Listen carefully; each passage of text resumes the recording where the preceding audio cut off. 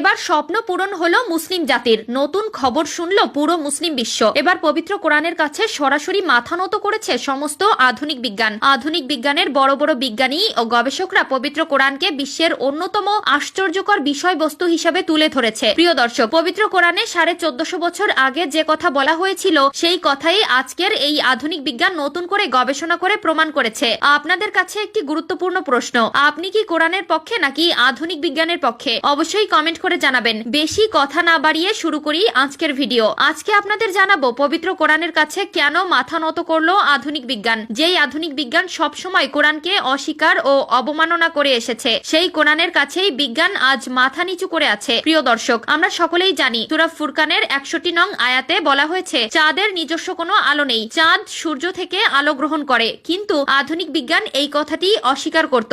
এখনকার আধুনিক বিজ্ঞান কয়েক বছর আগেই জেনেছে চাঁদের সত্যি নিজস্ব কোনো আলো নেই এবং তা প্রমাণিতও হয়েছে। 2 নম্বরে, পৃথিবী দেখতে কেমন? এক সময় মানুষ মনে করত পৃথিবী দেখতে লম্বাটে, কেউ ভাবতো চ্যাপ্টা, আবার কেউ ভাবতো সমান্তরাল। কিন্তু পবিত্র কোরআনে 1400 বছর আগেই জানিয়ে দেওয়া হয়েছে পৃথিবী দেখতে অনেকটা কমলা লেবুর মতো গোলাকার এবং সমতল নয়। পৃথিবীকে সমান্তরাল রাখার জন্য তার উপরে রাখা হয়েছে বড় বড় পাহাড় ও পর্বতমালা। 3 নম্বরে, বিজ্ঞান বলছে একটি শিশু যখন গর্ভে থাকে তখন সে আগে কানে শোনার যোগ্যতা পায়, তারপর চোখে দেখার। কিন্তু এই কথা পবিত্র কোরআনে বিস্তারিতভাবে আলোচনা করা হয়েছে। পবিত্র কোরআনের সূরা সাজদার 9 থেকে 76 নম্বর আয়াতে এবং সূরা ইনসানের 2 নং আয়াতে বিস্তারিতভাবে এই বিষয়ে বলা হয়েছে। 4 নম্বরে, মানুষের জন্মতত্ত্ব সম্পর্কে বিজ্ঞান জেনেছে কয়েক বছর আগে, কিন্তু পবিত্র কোরআনে সূরা আলাকে এই বিষয়ে বিশদভাবে বলা হয়েছে আরো 1400 বছর আগে। 5 নম্বরে, ইসলাম শূকরের মাংসকে হারাম করেছে। বর্তমান আধুনিক বিজ্ঞান শূকরের মাংসকে হার্টের জন্য খুবই ক্ষতিকর বলে প্রমাণিত করেছে, যা মানুষকে যে কোনো সময় হঠাৎ মৃত্যুর দিকে ঠেলে দিবে। 6 নম্বরে,